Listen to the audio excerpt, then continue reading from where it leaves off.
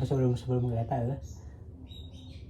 akan tadi orang ngomong orang teh kudu nanya orang malah lebih serius lah termasuknya dalam hal LGBTI nya setelah orang mengecek dulu kan ternyata emang itu emang masalah yang kata orang masalah yang apa ya serius sih emang.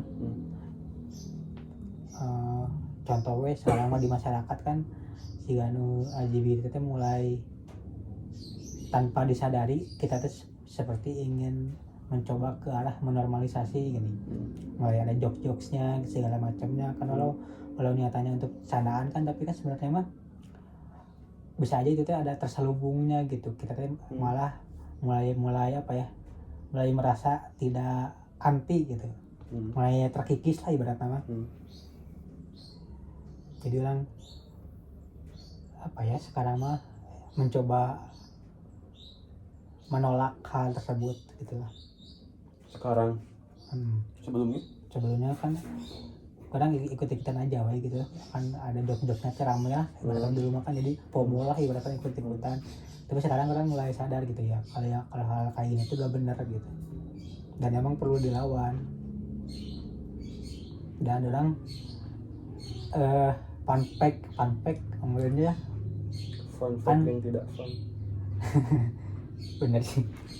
Nah kan sebelumnya teh orang teh mereka ngebahas masalah iya kan mereka ngebahas apakah LGBT memberikan bahaya atau enggak kan. Nah tidak berselang setelah hari itu teh tiba-tiba ya video Amin Rais teh jadi ini masalah LGBT eta sedang teh orang visioner ieu euy siga pas orang rek ngabahas naon kapitalisme jeung ieu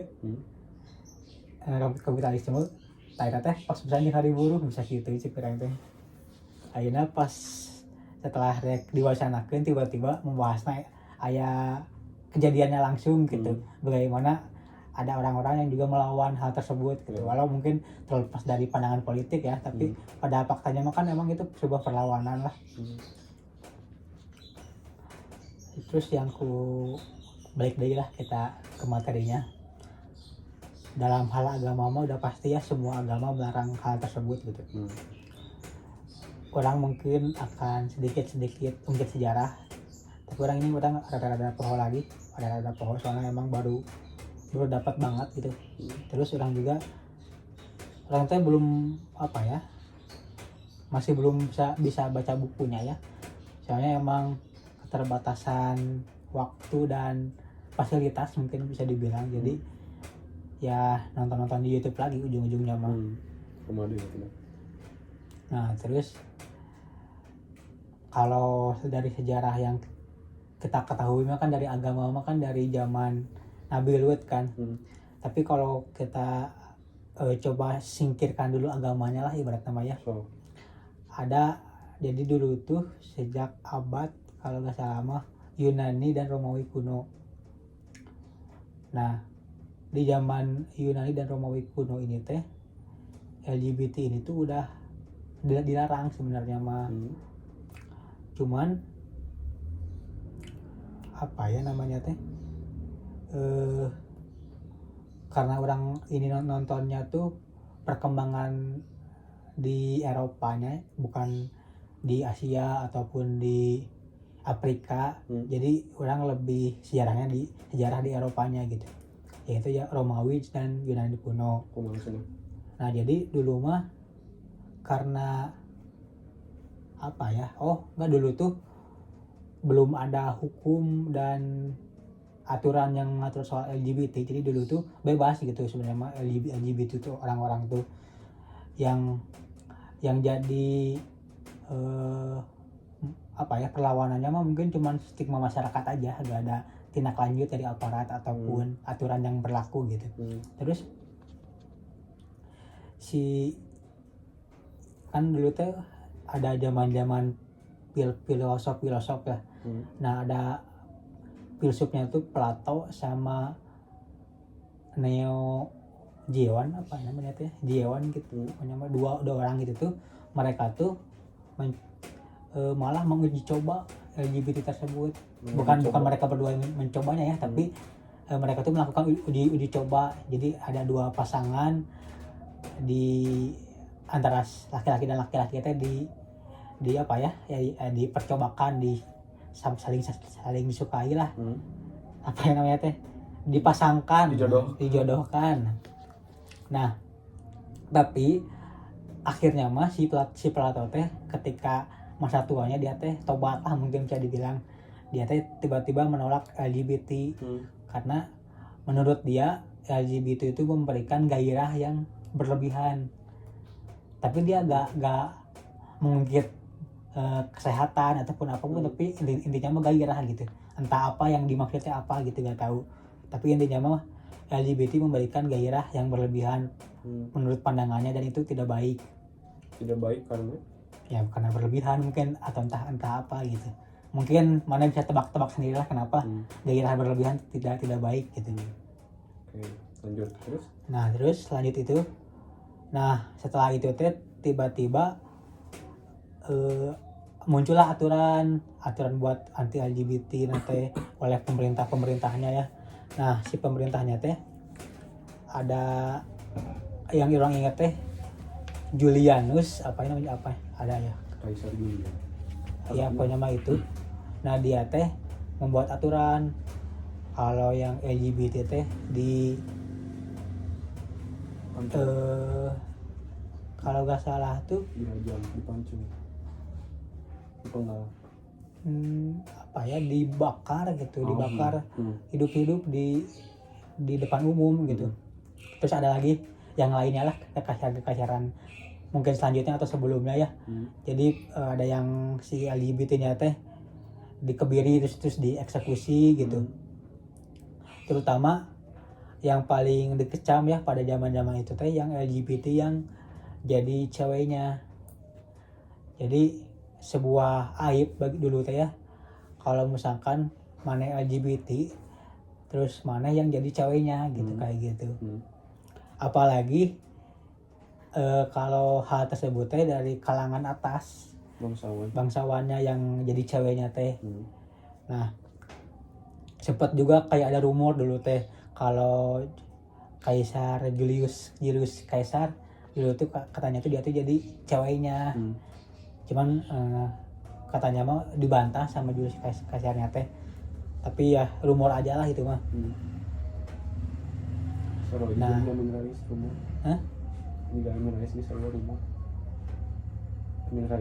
Betul sih. Perlu tinggal dibuktikan aja kan. Terus setelah itu teh ya mungkin itu. Oh ya, ada pasukan Sparta dulu teh. Pasukan Sparta teh ternyata mereka tuh punya pelatihannya mungkin pelatihan tentara lah kayak gitu. Di pelatihan tentara itu teh ada diselipkan LGBT-nya. Jadi mereka tuh dijodoh-jodohkan antara cowok-cowoknya teh dengan tujuan biar mereka punya sifat saling mendukung gitu, saling melindungi. Kenapa sih pasukan Sparta ini pakai metode kayak seperti itu? Soalnya mereka terinspirasi dari sebuah pasukan, kalau nggak salah namanya tuh dari Spectre of the Bone gitu kalau nggak salah. Jadi ini tuh pasukan yang berjumlah 150 orang. Mereka tuh semuanya laki-laki dan mereka nggak pernah kalah gitu. Terus mereka tuh, tapi sebenarnya mereka juga adalah dikalahkan lah. Karena terinspirasi dari itu, jadi mereka mikir mungkin si pasukan Spectre of the Bone ini teh selalu menang gara-gara LGBT-nya gitu. Kayak gitu mereka tuh mikirnya teh. Oleh karena itu ya dilakukanlah hal tersebut di pelatihan mereka. Ya, dan seperti itu. Lanjut lagi.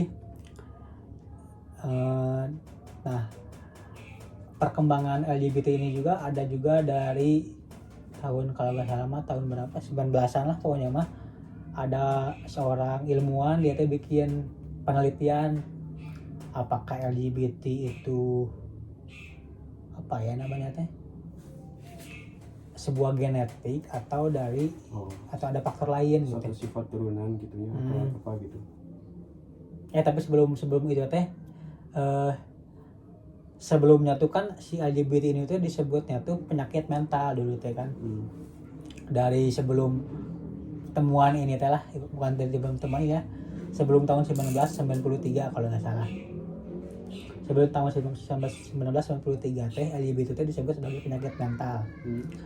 Nah, tapi sebelum 1993 juga tahun 1940-an mungkin kalau nggak salah.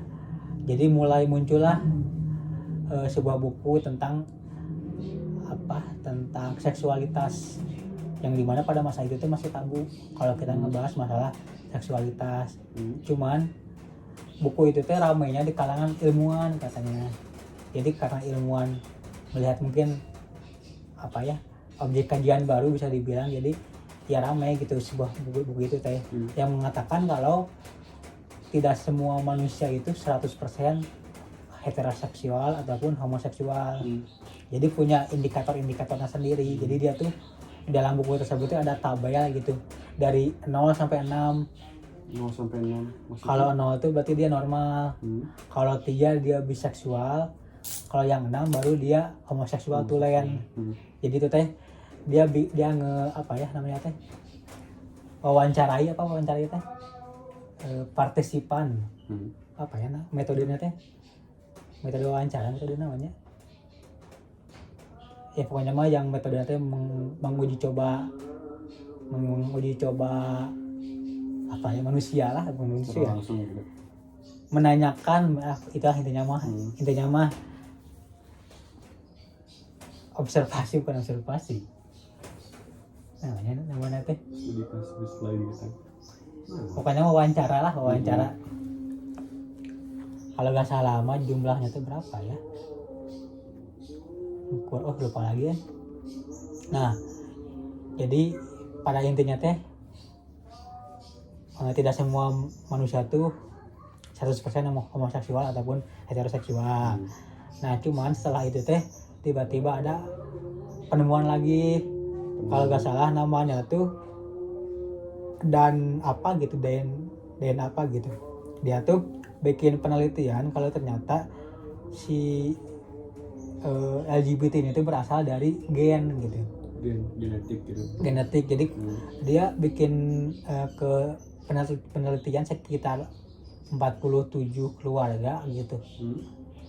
Nah dan ditemukanlah kalau misalkan gen antara seorang anak dengan kerabat ibunya itu sama-sama punya turunan homoseksual sama. Jadi karena faktor saudara ini, jadi dia mengambil kesimpulan kalau homoseksual itu berasal dari gen. Nah cuman kelemahan ini dia tuh partisipannya dikit kan, cuman 47 keluarga aja kan. Nah akhirnya dibantah lagi lah, ada lagi penemuan lagi kalau nggak salah mah dari pokoknya mah sini itu sampai 470 ribuan. Nah setelah diteliti ternyata gen itu cuma berdampak 5-10% terhadap homoseksual ini.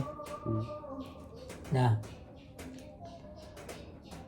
karena ya kita udah melihat lah kalau ternyata penelitian terakhirnya ditemukan ya karena faktor eksternal gitu, bukan faktor gen. Jadi kalau misalkan ada yang bilang saya alamiahnya LGBT ya itu salah gitu, soalnya kan ada penelitiannya kalau itu tuh karena faktor eksternal aja, yang dimana kalau faktor eksternal kan sebenarnya bisa kita rubah gitu.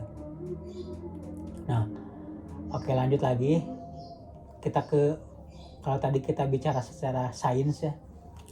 Nah dari sains juga dia tuh mengatakannya itu tuh bukan penyimpangan seksual. Siapa teh? Si homoseks teh? Iya, perbuatan itu teh, tapi kelainan seksual. Kelainan. Apa bedanya penyimpangan sama kelainan? Coba temukan sendiri. Nah kita lanjut lagi ke yang kita bahas perkembangannya di Eropa ya, soalnya emang ya paling paling vokal tuh Eropa gitu. Sementara kalau negara Asia, Afrika dan yang lainnya mah kan nggak terlalu vokal gitu. Nah, ramainya itu tuh pada tahun 1991. Kenapa bisa rame? Soalnya pada tahun itu tuh American Psychiatric Association, mereka tuh namanya teh membuat voting. fatwa namanya Oh, fatwa teh Hmm. ya kayak fatwa lah ya. Kalau misalkan si homoseksual ataupun ya LGBT ini teh bukan penyakit mental gitu, tapi gak tahu apa, intinya mah bukan penyakit mental lah. Yang dimana itu ya bikin orang-orang teh kayak berarti LGBT itu sesuatu yang lain gitu, bukan penyakit mental seperti yang kata orang-orang bicarakan gitu. Yang membuat ya mulai bangkit lah, ditambah dengan waktu itu tuh adanya dukungan adanya pandangan feminisme gitu. Jadi karena ada pandangan feminisme jadi makin membantulah naiknya LGBT ini. Terus ada juga kegiatan sosial bagi pelaku LGBT ini, bukan sosial ya, kegiatan dukungan sosial lah intinya mah. Di masyarakat yang bukan LGBT pun mendukung LGBT. Bukan gerakan sosial. Mungkin kayak semacam kumpul-kumpul lah kayak gitu untuk masalah LGBT ini teh. Nah terus ya semenjak itulah sampai sekarang LGBT terus berjalan gitu. Nah terus yang kurang temu ya teh, kalau kita lihat kenapa LGBT bisa berkembang ya karena orang-orang yang menyuarakannya banyak gitu, sementara orang-orang yang menolaknya tidak bersuara gitu, kata orang kayak gitu ya. Nah terus orang juga ada ternyata ini mah kita bahas, kalau tadi kita bahas perkembangannya, kita bahas ada analitisnya lah. Ada sebuah web, jadi dia teh bikin review indeks wilayah-wilayah dunia yang punya toleransi terhadap LGBT. Nah yang terbesar tuh kalau nggak salah tuh Moldova kalau nggak salah. Dia tuh sampai 90%. Padahal si Moldova ini teh dia teh menjadi ikonik agama Katolik di Eropa teh. Tapi kenapa sebuah ikonik agama tapi di masyarakatnya teh banyak dia bisa LGBT bisa menjadi hal yang kalau kita bilang mah normal lah di sana teh, karena 90% gitu mereka toleransinya. Ternyata si masyarakatnya tuh, mereka tuh mulai masyarakatnya tuh ternyata sekuler gitu. Karena sekuler jadi mereka memandang LGBT ya pemikiran sekitar rumah. Nah terus ditambah masyarakat sekuler ditambah pemerintahannya yang mereka tuh progresif tuh dalam artian ketika masyarakat mengatakan ABCD itu mereka langsung mengiyakan gitu, kayak ini LGBT gini harusnya gini. Nah si pemerintah langsung mengiyakan. Nah oleh karena itu jadi ya seperti itulah sekarang Moldova tuh kayak gitu. Nah terus kayak ada juga kayak kalau nggak salah Swiss sama Slovenia, mereka tuh mulai memperbolehkan nikah kalau nggak salah untuk sama jenis itu tahun 2022. Kata teman baru banget nih kata orang mah ya.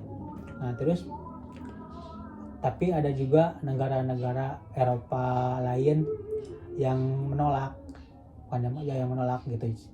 Salah satunya tuh Italia, terus kalau nggak salah Prancis gitu kalau nggak salah mah. Terus yang Rusia juga menolak gitu. Jadi gak semua negara Eropa tuh setuju dengan LGBT ini teh. Dan kebanyakan yang menolak juga gitu teh negara timur, Eropa Timur lah. Kalau Eropa Barat kebanyakan yang mendukung. Nah terus padahal dulu tuh negara-negara timur, nggak tahu Eropa Timur ya, mereka tuh punya apa ya, punya aturan-aturan yang mulai mendukung hak-hak LGBT, tapi di akhirnya ya mereka menolak gitu. Sementara dulu orang-orang Eropa yang menolak, sekarang malah berbalik, berkebalikannya gitu. Yang udah temukan masih gitulah. Bang Ayub menambahkan kalau misalkan apa yang dari orang baca sih Ces, kebanyakan memang ya sih kayak gitu. Yang populer zaman sekarang tuh kan sumbernya dari Eropa kalau nggak Amerika gitu kan. Kenapa demikian? Kalau misalkan kita tanya gitu kan, vokalnya tuh kayak cuma di barat doang gitu, di Asia ataupun di Afrika ataupun di benua lain tuh kayak ada, cuman tidak sevokal itu gitu ya. Kalau menurut dari apa yang orang temuin itu kan ya baik lagi itu mah karena ideologi yang mereka pakai juga sih Ces, ideologi yang memang mengedepankan HAM katanya, kan hak asasi manusia gitu, sehingga mereka pun yang apa ya, yang para warga ataupun pemerintahannya tekankan itu bukan karena mereka LGBT jadi kita harus dukung gitu ya, tapi lebih kepada karena mereka LGBT dan mungkin sering mendapatkan diskriminasi dari warga pada umumnya gitu ya, warga yang non LGBT ataupun warga yang normal katakanlah, sehingga pemerintah pun akhirnya fokus ke sana gitu kan, fokus mengenai HAM mereka gitu, kayak gitu, untuk kebebasan berekspresi kayak gitu. Kalau misalkan ditanya apakah karena mereka vokal, merasa vokal di apa ya, merasa bebas di Amerika dan Eropa sehingga pada akhirnya mereka menyebar melalui budaya populer gitu ya ke benua-benua lain termasuk Indonesia gitu. Kalau misalkan dilihat jauh-jauh hari gitu ya, di abad ke-17 itu sekitar 1800-an mereka. Itu sebenarnya kalau misalkan yang tercatat di sejarah gitu ya, ada hal-hal yang berbau LGBT khususnya yang gay gitu, yang homoseks laki-laki itu sebenarnya udah ada sih Ces di Indonesia juga gitu kan.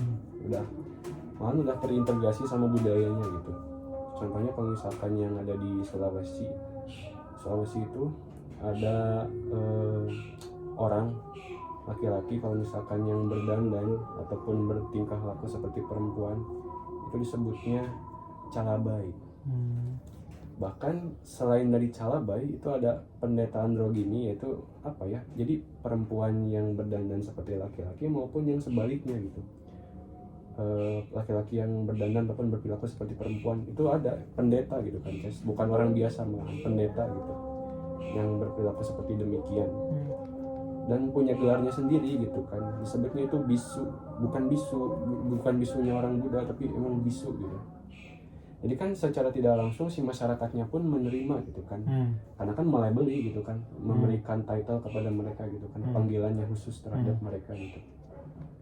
Itu di Sulawesi. Terus yang di Aceh gitu kan, di Aceh juga ada orang-orang zaman dahulu gitu. Ini kaitannya sama budaya sih, budaya dan kesenian, tarian Sodati.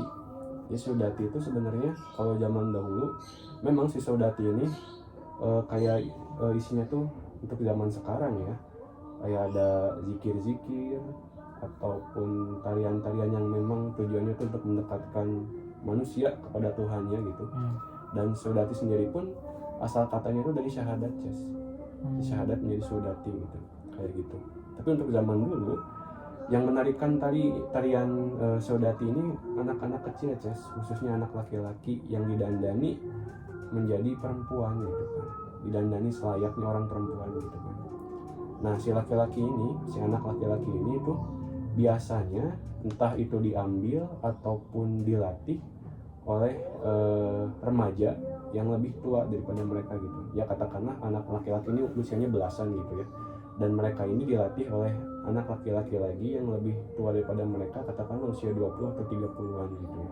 Nah si anak laki-laki yang dilatih untuk kemudian menjadi penari Sodati ini dinamakan Sodati itu sendiri gitu, sedangkan yang melatihnya itu disebut dalem ataupun abang gitu.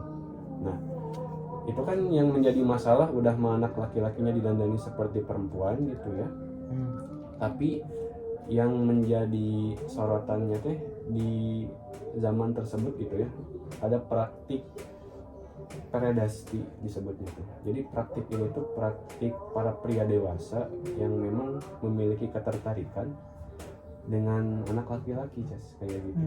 Jadi entah itu cuman tertarik doang ataupun memang melakukan hubungan seksual gitu dengan mereka kayak gitu. Kalau misalkan ditanya kenapa gitu kan hal tersebut terjadi, ya itu tadi karena ada tarian ini gitu kan, Seodati, jadi kayak menjadi daya tarik bagi mereka gitu, anak laki-laki yang didandani seperti seorang perempuan itu kayak gitu. Itu di Aceh. Lalu ada satu lagi di Papua, Ces. Kalau misalkan di Papua itu gak ada sebutan khusus, tapi yang jelas si praktik ini tuh biasanya ada di sekitaran Sungai Kasuari sama Kabupaten Asmat, bahkan ditemukan juga di beberapa tempat di Papua Nugini. Jadi praktiknya tuh si anak remaja yang menginjak dewasa itu melakukan praktik fellatio, Ces, si sebutannya tuh, si istilahnya tuh fellatio atau oral seks gitu kepada pria yang jauh lebih dewasa kayak gitu. Tujuannya untuk apa? Ya kalau misalnya kata mereka mah tujuannya untuk menghisap intisari kehidupan, untuk mengajarkan bagaimana caranya menjadi pria yang sejati gitu, kayak gitu, Ces. Jadi kayak ritualnya itu kayak ritual gerbang menuju kedewasaan dengan cara menghisap alat kelamin pria dewasa kayak gitu. Itu kan misalkan di Papua kayak gitu. Terus ditarik lebih lanjut deh ke arah atau zaman kolonialisme gitu ya. Kan kalau misalkan pas zaman kolonial mah salah satu komoditas terpenting itu kan yang dari pertaniannya, Cis, atau perkebunan gitu ya. Nah si buruh-buruh ataupun budak-budak ini kan cukup banyak ya, Cis, dikumpulkan dalam satu tempat, dan ternyata proporsinya pun antara pria dan wanita itu kan tidak sebanding ya, Cis, sehingga menimbulkan suatu masalah lah. Ada pastinya kan kalau misalkan hasrat seksualnya suatu hal yang fitrah ya, Cis, tidak bisa ditolak, tidak bisa dihilangkan gitu. Sehingga menjadi masalah gitu kan. Ini sisanya si pria-pria yang tidak memiliki pasangan ini mau kayak gimana gitu kan, penyaluran hasratnya kan kayak gitu ya. Nah memang kalau misalkan untuk yang benar-benar pribumi mah menjadi suatu permasalahan gitu ya, entah itu menimbulkan gejala seperti gelisah atau dan lain sebagainya gitu. Tapi kalau misalkan buruh-buruh yang dari Cina ya, Ces, itu mereka tidak mempermasalahkan sama sekali gitu kan, rek aya awewe rek ente gitu kan. Karena apa? Karena mereka punya opsi kedua, itu tadi praktik peredasti. Jadi kalau misalkan mereka gak ada cewek, ya udah anak laki-laki pun jadi gitu sama mereka, dihantam kayak gitu. Nah apakah menjadi perhatian bagi para saudagar ataupun majikan pemilik perkebunan tersebut? Itu tidak orang tidak menemukan bukan manuskrip kayak literaturnya gitu yang menjelaskan hal-hal demikian gitu. Tapi yang jelas ya begitulah gitu keadaannya perkebunan gitu. Kayak ya pada kenyataannya si praktik homoseks ini bukan benar-benar fitrah yang memang terjadi gitu kan, kalau misalkan dalam konteks perkebunan tadi gitu kan. Tapi ya karena suatu keterpaksaan gitu kan. Namanya juga hasrat ataupun fitrah, ya kayak gimana gitu kan, untuk berhubungan seksual mah harus disalurkan gitu. Karena tidak ada lagi gitu kan tempatnya gitu. Tidak ada lagi yang memang bisa untuk menjadi tempat menyalurkan, ya sudah pakai yang ada kayak gitu. Itu satu, Ces. Kemudian apakah praktik tersebut hanya terjadi oleh para buruh? Tentu tidak. Ternyata ditemukan juga pada penduduk berkulit putih juga, Ces. Nah jadi ya apakah dilakukan secara terang-terangan? Ya enggak juga, karena ya itu tadi gitu kan, baik lagi ke norma sosial gitu kan. Dan para pejabat ataupun secara keseluruhan pemerintahan kolonial pun memang tidak memiliki suatu hukum yang pasti gitu ya, mengenai tindakan apa yang harus dilakukan apabila seseorang terbukti melakukan praktik penyimpangan seksual kayak gitu. Tapi tetap norma sosialnya itu berlaku. Kalau misalkan memang yang melakukan praktik homoseks tadi itu adalah suatu pejabat ataupun orang-orang yang terkenal memiliki pengaruh, itu otomatis kalau misalkan memang jabatan mereka itu berhubungan dengan negara gitu ya, mereka akan dipecat, Ces. Karena ya itu tadi gitu kan, kayak mencemari nama instansi kayak gitu.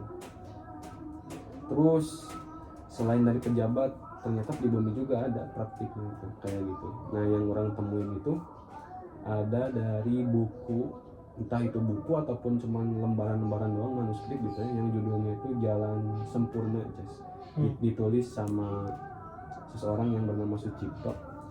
Jadi si manuskrip tersebut itu ditulis dengan bahasa Jawa Timuran bercampur bahasa Melayu Pasar, yang pada intinya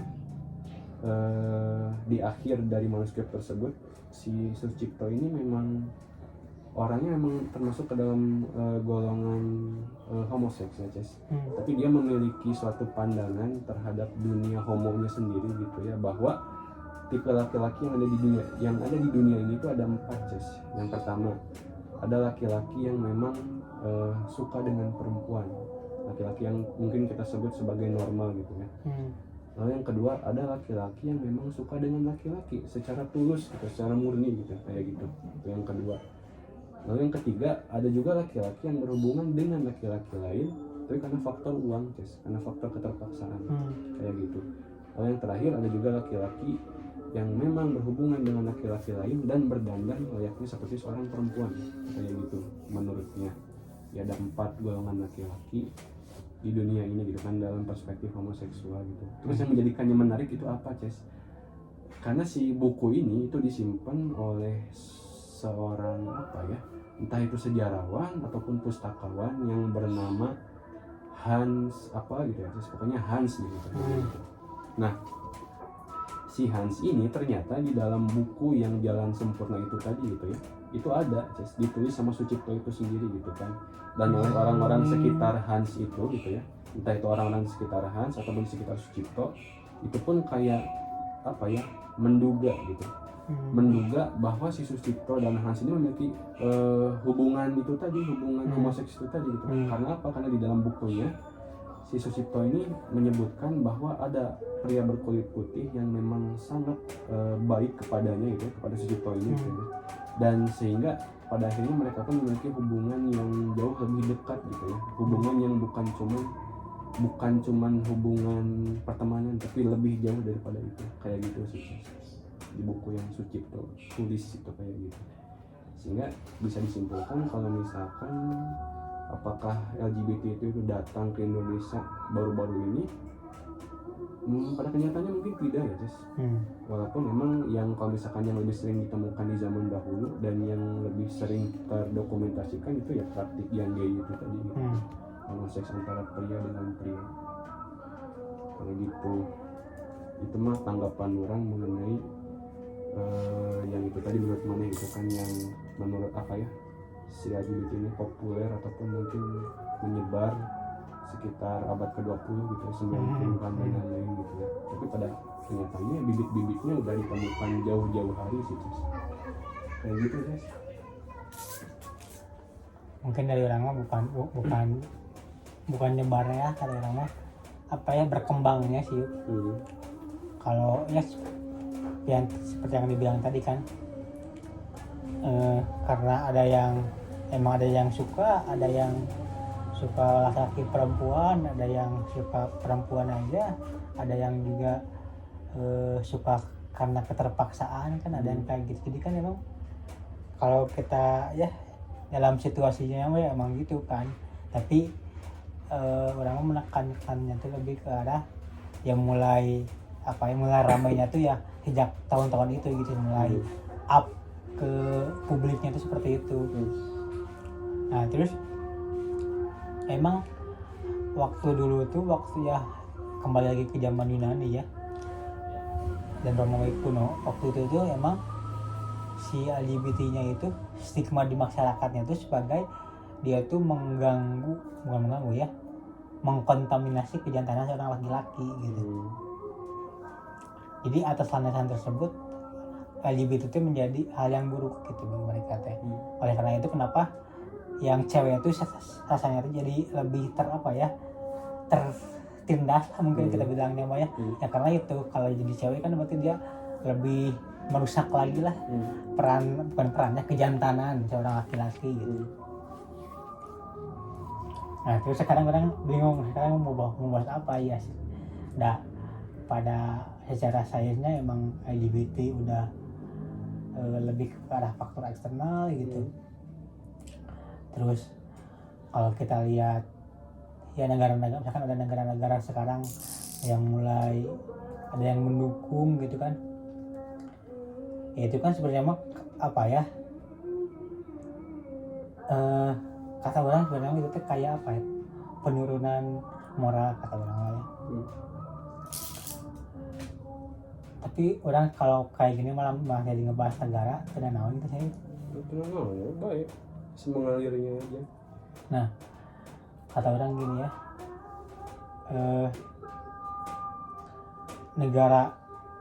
kata orang negara sama-sama aja kayak diri kita pribadi gitu.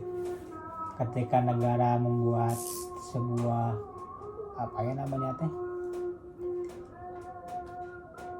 ucapan ataupun petisi ya, keputusan ya sama aja kayak kita melakukan keputusan. Misalkan kayak negara memutuskan untuk menjadi seorang yang oligarki, dalam artian kita juga bisa memutuskan untuk menjadi orang yang oligarki gitu. Dalam arti seperti itu. Jadi kata orang negara itu sama aja kayak manusia pribadi gitu. Nah, ibaratkan ada negara yang menyetujui LGBT gitu, berarti kan sama aja dengan manusia yang menyetujui LGBT. Kata orang gitu. Jadi ketika ada manusia yang menyetujui hal tersebut, kata maning apakah moral dia rusak atau enggak, kata orang rusak gitu. Karena menyetujui berarti dia mengiyakan kan.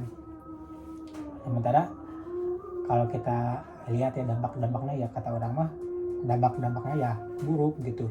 Entah itu bagi kesehatannya sendiri pribadi, terus bagi orang lain juga gitu, kayak ngelihat teh asa ngeuleuh we gitu ninggalin lagi. Nah, kita balik lagi kayak negara tadi lah, misalkan kayak Moldova tadi, dia sebagai seorang ikonik Katolik gitu, tapi dia kata orang lebih ke arah apa ya, ya emang sih progresif ya, tapi orang mah lebih suka mengatakan pragmatisme ya, karena orang lihat sekarang tuh ya emang metanya tuh meta pragmatisme gitu. Semua negara tuh kayak misalkan ketika ada negara yang kapitalis tapi dia juga nge-mix dengan yang lainnya, apakah itu bukan bentuk pragmatisme, mencari keuntungan kan? Kata orang sekarang semua negara seperti itu gitu, termasuk manusia pribadi sekarang yang lebih pragmatis gitu. Gak ada seorang manusia yang punya nilai kita bilang idealis atau murni gitu ya. Iya, sosialis gitu, semuanya pragmatis kata orang mah. Gak ada yang agamis, gak ada kan yang kayak gitu juga kan. Kata orang ini apa ya, manusia tuh mulai kehilangan esensi pribadinya gitu. Jadi gak ada manusia yang ikonik gitu. Kalau kita nyari manusia yang mix gitu, ya banyak manusia yang mix, tapi gak ada yang benar-benar murni gitu, murni membantu ataupun yang murni sosialis tadi, ataupun dia murni agamis, ataupun dia murni apalagi siapa kapitalisme, nggak ada. Bilang ya, jadi ada perkembangan LGBT juga ya, karena ada perkembangan dari menurunnya moral manusia juga gitu. Gak ada manusia yang benar-benar ada di suatu titik gitulah. Semuanya pragmatis kata orang mah. Pragmatis. 2 menit lagi ya, Ces. Kalau misalkan tadi tentang pragmatis gitu ya, orang jadi apa ya, jadi ngawang-ngawang nih. Apakah mungkin kalau misalkan memang nggak seluruh misalkan mayoritas manusia zaman sekarang gitu emang pragmatis gitu ya, emang kayak ingin ada sesuatu hal gitu ya, sehingga mereka tidak peduli dengan cara yang mereka lakukan asalkan tujuan mereka tercapai gitu ya. Apakah mungkin kalau misalkan fenomena LGBT ini tadi gitu ya, yang tadinya mungkin biasa-biasa saja gitu ya, kayak yang tadi yang di Indonesia gitu ya, yang kayak fenomenanya itu terbatas di area lokal aja, sedangkan sekarang bisa ke up sampai skala kenegaraan atau bahkan internasional gitu ya. Apa mungkin itu kayak ulah seseorang ataupun kelompok yang berkepentingan, sehingga pada akhirnya propaganda LGBT ini meluas dan menjadi sekuat sekarang kayak gitu. Apakah kita akan membahasnya sekarang atau kita simpan untuk segmen selanjutnya? Ya mungkin kata orang sih ya, sebenarnya mah kalau kita bilang bisa dibilang propaganda ya kayak gitu ya. Apakah ada orang-orang di balik semua ini kayak gitu kan intinya mah. Tapi kata orang bukan ada orang-orang di balik semua ini, tapi ada orang-orang yang memanfaatkan di balik semua ini. Jadi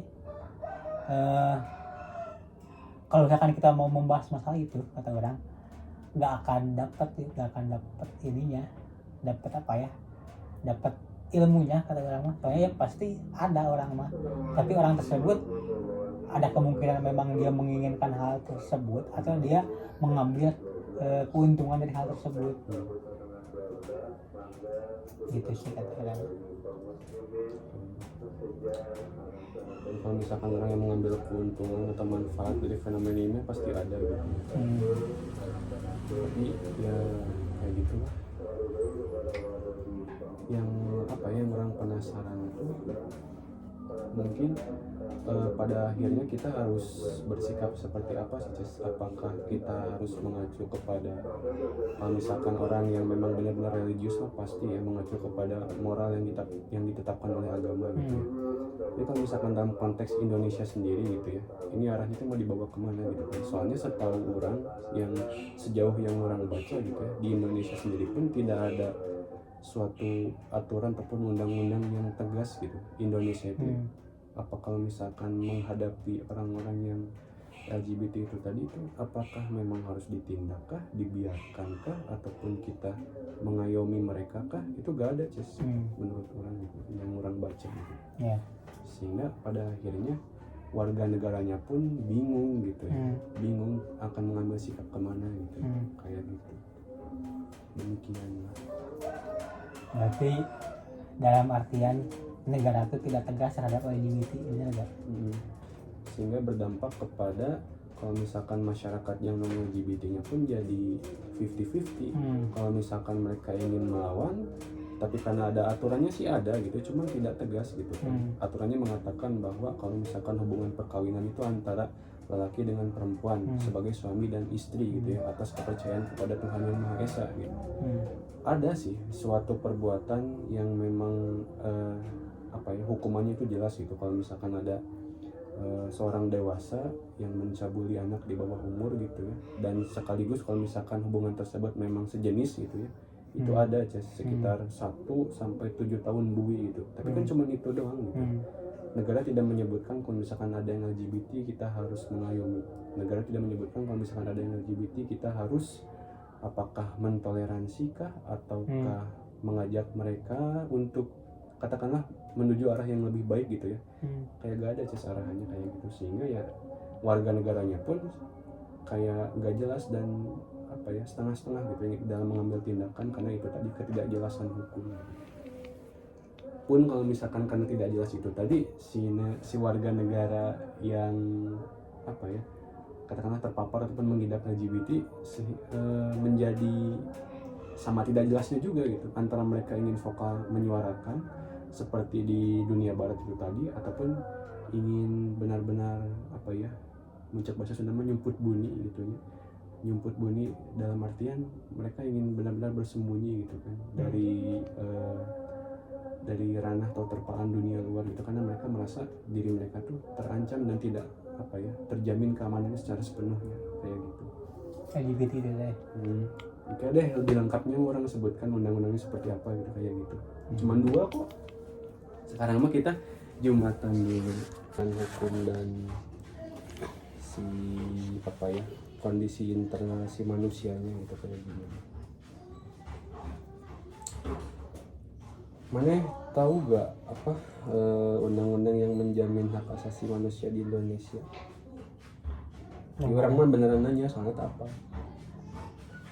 Belum tahu sih orang. Tuh kumaha orang kita apa? Jadi yang orang tahu teh ada di pasal 292 KUHP itu yang tadi tentang bui 1 sampai 7 yang baru tahun. Yang lama. Bentar. Tapi misalnya tentang undang-undang perkawinan beda lah. itu lain. Kalau misalkan undang-undang perkawinannya yang tadi yang tentang kalau misalkan perkawinan itu antara pria dengan wanita itu orang udah ngecek gitu kan memang masih berlaku. Kalau misalkan yang ngomong KUHP itu entah masih berlaku atau tidak. Kalau perkawinan mah masuknya bukan KUHP mungkin. Yang bukan KUHP. Oh. Dia ada dua. Jadi yang orang temukan teh ya tahu si dasar hukumnya tuh jadinya nyata unggul gitu maksudnya tuh.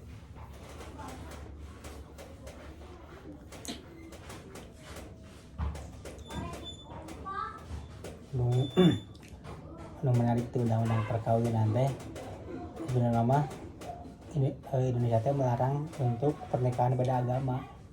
Kudu nama. Emang melarang. Emang melarang di pasal berapa? Nah, kalau mah ayo di perkawinan teh.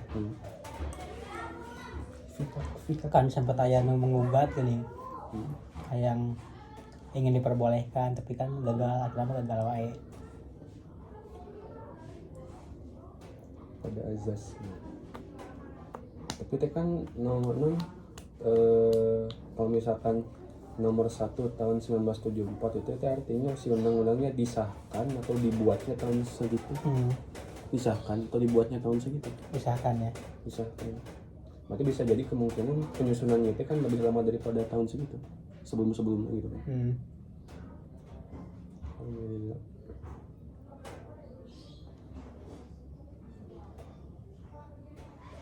Gitu. Perkawinan adalah ikatan lahir batin antara seorang pria dengan seorang wanita sebagai suami istri, membentuk keluarga berdasarkan aturan Yang Maha Esa. Jadi kalau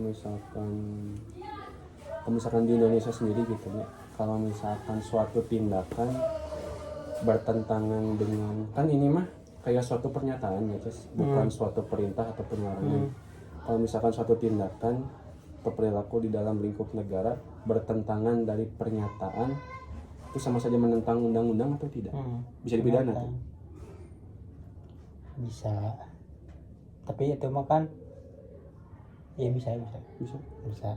Wah. Tapi apa yang mau ditentang dari situ gitu. Ternyata mah tentang pernikahan kan. Ya kan ya antara seorang pria dengan seorang wanita. Kalau misalkan di Indo ada yang kawin pria dengan pria, wanita dengan wanita kan tidak sesuai dengan pernyataan ini. Ya kalau, bisa tuh. Ya gitu, kalau kawin misalkan ada yang mau kawin itu pasti ditolak gitu ku kawana.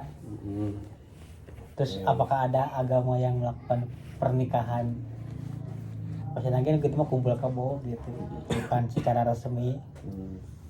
Berdasarkan ketuhanan Yang Maha Esa. Berarti kalau misalkan yang ateis kawin mau bisa diakui sebagai suatu perkawinan. Cek mana ateis melanggar undang Pancasila teh. Nah iya lah cek mana kumaha. Menurut pasal dia gitu kan menentang pernyataan gitu kan. Kira-kira bisa gak gitu kan kalau misalkan itu dikenai entah itu sanksi ataupun apa gitu. Ya pidana, sanksi pidana. Jadi berlaku prinsip seperti itu di Indonesia gitu. Kalau misalkan ini ini pasal 3 nomor 1 gitu. Pada azasnya dalam suatu perkawinan seorang pria hanya boleh mempunyai seorang istri. Begitu pula sebaliknya. Tadi nomor 2 pengadilan dapat memberi izin kepada seorang suami untuk beristri lebih apabila dikehendaki oleh pihak-pihak yang bersangkutan. Itu berarti maksudnya kumaha? Yang nomor 2 membatalkan nomor 1 atau kumaha? Jadi kan pasal 1 itu tidak boleh lebih dari satu pasangan kan. Nah, itu namanya asas monogami. Nah, terus ada pasal 2-nya. Nah, ketika ada pasal 2 tersebut mengatakan seorang pria pasangannya bisa lebih dari 2 asalkan punya izin dari pasangannya. Nah, berarti asas monogaminya disebut asas monogami terbuka, itu teh namanya. Monogami terbuka. Jadi tidak bersifat mutlak gitu teh. Begitu ya. Yang disebut poligami. Unik.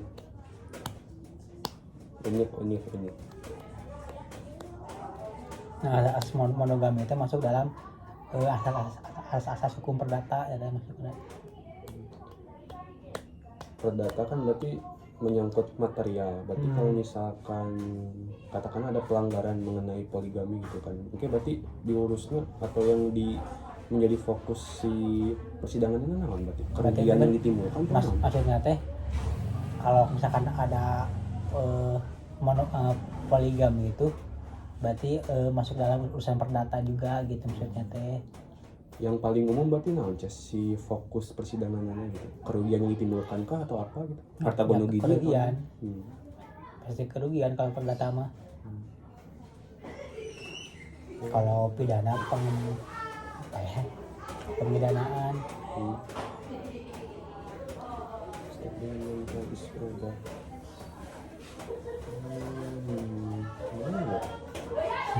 mana ya kan mana mau mencari kan itu mau mencari masalah undang-undangnya kan tapi nggak ada undang-undang yang secara gamblang menyatakan tidak boleh kan memang kan gitu. Kalau misalkan emang kita cuman cocok logi aja ya karena memang undang-undang juga ada tafsirnya sendiri yuk nggak bisa kita berdasarkan ini tiba-tiba berarti gini maksudnya. Tafsir tersendiri tapi tafsir yang dilakukan teh ada aturan baku ada ininya ada atau tiap orang penjelasannya bisa beda atau tiap orang bisa beda maksudnya ya penafsiran seorang katakan pakar hukum gitu ya tiap-tiap pakar hukum itu terhadap suatu undang-undang apakah penafsirannya bisa beda atau ada aturan bakunya kayak gimana? Ada aturan bakunya dari misalkan ada undang-undang dibuat nanti di bawahnya tuh sok kayak maksudnya gimana. Jadi makanya mana buka undang-undang di website di file gitu mana ketika sampai beres semuanya beres tadi bawahnya tuh itu ada lagi undang-undang itu penjelasan dari semuanya.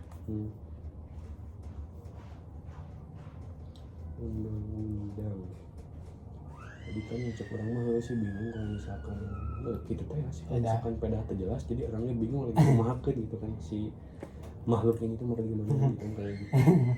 Ya tapi kan pada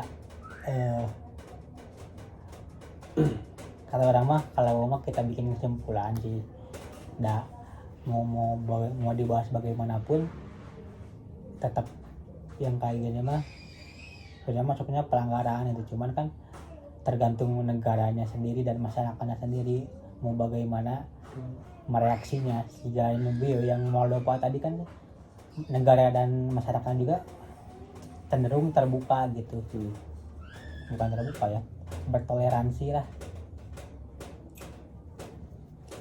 Ini sih menghilang tapi jelas mah yang orang tanyain itu kan apa ya orang nonton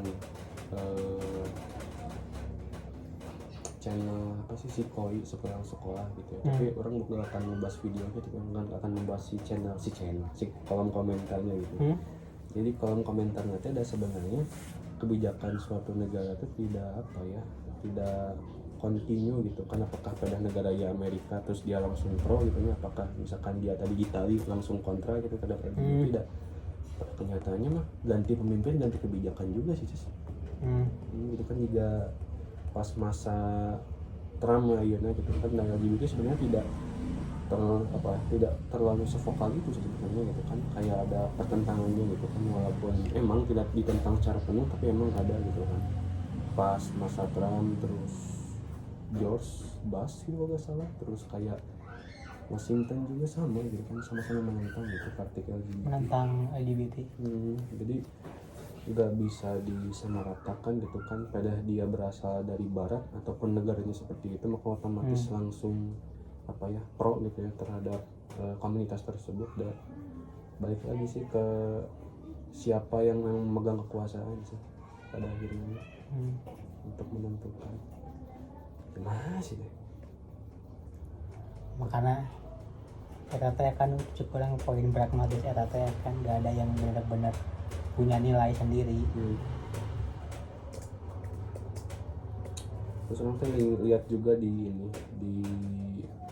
website mana ya ini PubMed Central jadi ini tuh kayak apa ya temponya orang kesehatan nih guys. Temponya Ini kenapa website Tempo berita Tempo jadi kayak temponya orang kesehatan kayak gitu membahas masalah tentang LGBT ini tadi gitu kan. Tapi enggak tentang masalah semua. politiknya gitu kan. Enggak, Oh. tentang kesehatan gitu kan, kesehatan kayak gitu. Soalnya orang gayanya bukannya ini, cuman Indonesia atau Inggris? Inggris, bahasa Inggris. Basisnya di Amerika Serikat, tapi orang temagihan nih sebenarnya. Tapi intinya nama di sini tuh dibahas kalau misalkan sebenarnya si orang-orang LGBT itu pun kayak apa ya, tidak sepenuhnya bangga dan tidak sepenuhnya apa ya, menerima dengan cas bahwa diri mereka tuh LGBT itu kan. Ada juga beberapa di antara mereka yang kayak gimana ya, tengah-tengah dengan cas, erek menyuarakan mereka LGBT, mereka enggak gitu ya, dan ingin kembali ke dalam fitrahnya pun mereka gak mau gitu kan. Jadi kayak gimana ya, terus nanti ya kayak gak jelas gitu dengan cas. Soalnya kenapa, karena kalau misalkan yang dibahas di sini sih pas kemarin itu pada kayak kebiasaan dari kecilnya juga sih cas. Jadi sangkut pautnya tuh kayak kebiasaan kecilnya yang apa ya, pada akhirnya bermanifestasi menjadi suatu pola pikir. Sebenarnya bisa jadi entah itu karena kekerasan dari orang tuanya gitu kan ya, terus kayak kebiasaan minum-minum ataupun merokok ataupun ngobat dan yang lain halnya gitu ya. Tapi inti nama secara sederhananya mah ada sumbernya itu dari situ Ces, dari keluarga terdekat gitu ya, dari perlakuan ibu bapak gitu. Katakanlah pada si bapak nate mineng melakukan tindakan kekerasan terhadap ibunya gitu kan, sehingga pada akhirnya si anak ini berkesimpulan bahwa setiap lelaki adalah jahat gitu kan, sehingga pada akhirnya dia menyimpulkan bahwa ya udah gitu kan, aku nanti ketika besar pun berhubungan ataupun menjalin hubungan ataupun perasaan tidak akan dengan laki-laki gitu kan, wewe gitu kan misalnya kayak gitu loh. Nah nanti fun fact-nya gitu kan, si orang-orang yang kayak gini tuh kayak emang karena kondisi mentalnya udah terganggu sedari awal, sedari kecil, sehingga pada kondisi ketika mereka menginjak remaja ataupun dewasa ya apa ya, pelampiasan mereka terhadap ketidakjelasan ataupun kerunyiman dalam berpikir nantinya gitu Ces, ngudut, minum, ngobat gitu ya. Terus ada di ini juga disebutkan statistiknya itu antara homoseks dengan heteroseks itu persentasi katakanlah apa ya, minum alkoholnya itu lebih tinggi pada orang-orang yang memang ini gitu kan melakukan praktik homoseksual kayak gitu. Karena ya pelampiasannya di situ gini kayak gitu kan. Tapi sederhananya mah orang mau tekankan kalau misalkan salah satu hal yang memang mendasari orang-orang kenapa melakukan praktik homoseksual tadi, kalau misalkan diambil dari yang tadi gitu ya, yang dari dasarnya gitu, pada mereka mendapatkan perilaku demikian maka demikian gitu kan, itu kan kayak pola pikir gitu sih Ces, pola pikir mereka dalam menghadapi suatu tindakan atau informasi gitu kan, penafsiran mereka gitu. Kalau misalkan aku mendapatkan perilaku seperti ini maka aku harus bertindak seperti itu gitu. Tayana ngomong-ngomong tentang perilaku apa ya, berpikir gitu ya. Cek maneh kalau misalkan hal tersebut disangkut pautkan dengan keadaan kita sebagai mahasiswa gitu ya, belajar gitu ya. Seberapa pentingnya pola pikir ataupun pola apa ya, entah itu menyerap ataupun menyampaikan informasi dalam kegiatan belajar mengajar. Soalnya kalau lain dan gitu kalau soalnya kalau misalkan kita nebak-nebak kenapa sih mereka melakukan praktik homoseks itu kan lumayan rumitnya. Mending kita bawa ke diri kita aja gitu kan, kayak kenapa kita ngaguin. Oke, itu bisa, tapi yang orang mau jangan terlalu ke situ deh, bisi kayak gimana ya, bisi terlalu menyerap, terlalu apa ya, terlalu menjiwai gitu kan menjadi seorang homoseks. Tapi yang orang pikirkan itu kan tadi gitu kan, dengan kalau misalkan kita punya perspektif bahwa pola pikir mereka itu salah gitu kan, bukan berarti ketika mereka mendapat suatu kekerasan dari suatu golongan kelamin gitu ya, cowok ataupun cewek, maka mereka harus menyimpulkan bahwa seluruh golongan orang dengan berkelamin itu memiliki tindakan yang sama persis gitu kan ya. Nah itu kan dari pola pikirnya Ces. Nah ya kalau misalkan dibawa ke lingkungan belajar, menurut mana seberapa penting gitu kan pola pikir, cara kita menyampaikan ataupun menyerap informasi gitu. Cara sederhananya dalam konteks belajar di kelas gitu kan, menurut mana seberapa penting kayak gitu. Tapi nanti dari situ kita balik lagi ke sini gitu. Ini mah meh rada jelas gitu kan. Kita jangan ngebayangin jadi homoseks kayak gitu. tapi ini pertanyaan dari orang, berarti apakah menurut Maneh berarti itu apakah penyakit mental atau bukan? Kalau misalkan nggak Bentar, nanti aja jawabnya So. nanti. Nah itu terus satu berartinya.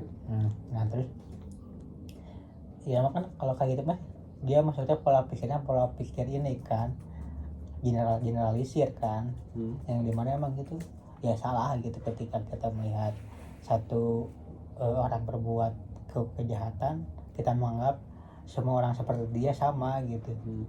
Kayak gitu simpel aja kata orang. Apa yang ya kalau dibawa ke pendidikan ya sama aja, berarti kita jangan terlalu gampang mengeneralisir gitu aja kan. Mengeneralisir no. Just ketika ada satu orang berbuat ini kita menganggap semuanya sama. Ketika kita melihat ada satu apel yang busuk dalam sebuah pohon, kita menganggap semuanya busuk dalam pohon tersebut. Kayak gitu aja. Kayak itu teh apa ya, deskriptif apa ini dari khusus ke umum lah. Khusus ke umum berarti Ya. naon? Induktif kan Induktif. ya, induktif yang dimana kalau induktif kan dia kita harus apa ya, cek yang dicek lagi kan. Kalau deduktif mah ya enggak usah kan. Jangan terlalu memakai pola induktif intinya mah kalau kata orang mah, tanpa cek yang dicek dulu. So, lanjut. Gitu berarti orang jawab pertanyaan yang tadi dulu deh, itu kan menurut mereka tadi nanya gitu kan, apakah berarti kalau kayak gitu mah LGBT termasuk kepada penyakit mental gitu ya. Kalau menurut dari apa yang orang baca menurut tadi gitu ya, menurut PubMed bisa jadi iya gitu kan. Entah antara itu kalau misalkan emang udah kronis dalam artian udah udah mendarah daging gitu ya, si konsep LGBTQ plus apapun itu gitu ya di dalam diri seseorang, bisa jadi itu suatu penyakit mental gitu ya.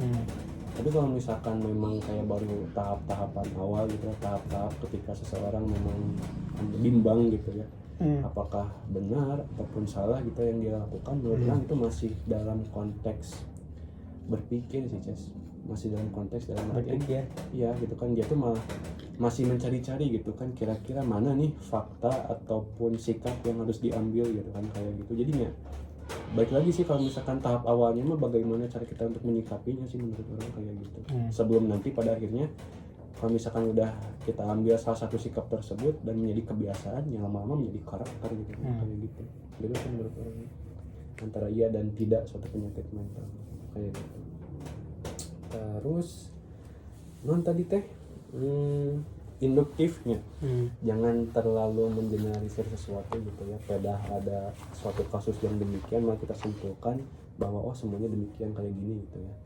Tapi kalau misalkan orang boleh berpendapat, mungkin seharusnya masyarakat Indonesia pun bertindaknya ya jangan apa ya Ces, jangan karena mereka berpikir bahwa LGBTQ plus itu pada membawa penyakit gitu ya, atau pada karena katakanlah kaum tersebut secara terang-terangan menormalisasi tindakan entah itu pornografi ataupun pornografi gitu ya, sehingga mereka mencap bahwa kaum tersebut memang keseluruhannya itu buruk gitu ya. Terus ya tentu bukan berarti orang membenarkan tindakan yang mereka lakukan, tapi baik lagi gitu kan, kalau misalkan masalah haknya gitu kan, kalau misalkan memang di negeri ini ada suatu aturan perundang-undangan yang menjamin hak asasi manusia gitu ya, berarti apa salahnya sih kita untuk bertindak menghormati mereka sebagai apa ya, sebagai manusia gitu kan. Jadi bukan dalam artian kita menghormati perilaku mereka, tapi kita hormati mereka sebagai manusia gitu kan, kita hormati hak-hak mereka yang mendasar sebagai manusia gitu kan, kayak gitu. Kalau misalkan apa ya, suatu tindakan yang apa ya, menurut orang gegabah ataupun bodoh sih kalau misalkan maneh berdalih bisa melakukan hal sebebas-bebasnya pada aya hak asasi manusia gitu ya. Tapi kan kalau misalkan kayak gitu mah maneh melupakan hak-hak orang yang lain gitu kan karena sebebas-bebasnya mana bertindak pun pasti akan ada masanya kebebasan mana itu kan terbatasi oleh hak orang lain gitu kan. Oke. Jadi gitu kan, jadi orang mah ingin apa ya, ingin menyebutkan ataupun ingin membuat suatu pernyataan gitu kan, bahwa di samping hak asasi manusia itu ada kewajiban asasi manusia gitu kan, di samping HAM itu ada KAM gitu, kayak gitu orang nya. Kalau misalkan mana apa ya, ingin bertindak sebebas-bebasnya ya silahkan gitu kan, asalkan tidak merenggut hak orang lain gitu kan, kayak gitu ya. Simpelnya sih kayak gitu ya, mau bisa kemana-mana di sini kayak gitu simpelnya. Jadi berarti menurut mana yang pertama dulu ya, berarti penyakit mentalnya teh kalau misalkan orang tersebut udah bener-bener agak bimbang gitu ya, tapi kalau masih bimbang dia belum kena penyakit mental itu masih waras lah gitu ibaratnya ya, karena masih menimbang-nimbang kayak gitu ya. Orang ngerti maksud yang kedua mana ya. Jadi ketika ibaratkannya ada seorang LGBT itu tidak serta-merta bisa membuat kita mukulin dia, nyiksa dia itu kan pada intinya mah. Dan ya emang pada masa kita berbicara agama ya, pada masa Nabi Lut juga kan tidak serta-merta langsung mukulin ataupun apa ya, semacam penghinaan gitu, tapi dia ngasih tahu gitu secara baik-baik juga kan, nggak kayak apa ya, ngumpulin massa terus disuruh hajar orang ini gitu, kayak gitu kan ya. Emang mungkin salah satu gambaran yang mungkin mendukung ya kalau kita katakan mah, karena ada satu gambaran yang lebih parah lagi kalau kata orang mah dibanding penyiksaan, yaitu hukuman mati. Oke. Dulu di KUHP lama itu hukuman mati itu menjadi hukuman pokok. Jadi kalau misalkan ada sebuah putusan hakim, dia bisa langsung ngasih hukuman mati langsung. Sementara kalau sekarang hakim nggak bisa langsung memutuskan hukuman mati, tapi ada masa ada waktu dulu 10 tahun. Jadi kita memberikan si penjahat tuh waktu apakah dia akan bertobat atau tidak. 10 tahun setelah pengadilan maksudnya tuh 10 tahun ya setelah pengadilannya, setelah keputusan diberikan, yang dimana hukuman mati ini tuh menjadi ultimum remedium. Ultimum remedium itu keputusan opsional ataupun keputusan terakhir. Jadi bila mana keputusan yang sebelumnya kurang pas nih, berarti kita pakai yang itu, yang ultimum remedium, keputusan terakhir tadi, yaitu hukuman mati. Yang dimana emang kalau kita bicara HAM ya, hak asasi manusia, apakah kita boleh membunuh orang atas dasar hukum? Apakah bisa seperti itu? Sementara banyak sekali kemungkinan keputusan tersebut ada yang salah gitu. Kayak misalkan dulu ada pernah kasus dua saudara dia dituduh, kalau nggak salah dituduh apa gitu, langsung dia dihukum mati oleh hakim, dan ternyata tahun-tahun berlalu ternyata si dua bersaudara ini diputuskan tidak bersalah, tapi kan udah meninggal gitu. Apakah dengan diputuskannya tidak bersalah tersebut bisa hidup lagi? Kan enggak. Jadi mungkin jadi melebar ya, tapi gimana? Pertanyaannya tuh, apakah hak asasi manusia membolehkan kita saling membunuh? Itulah alasan kenapa ada KUHP pidana yang baru yang memberikan masa waktu tunggu. Walaupun itu juga ada pro kontranya juga.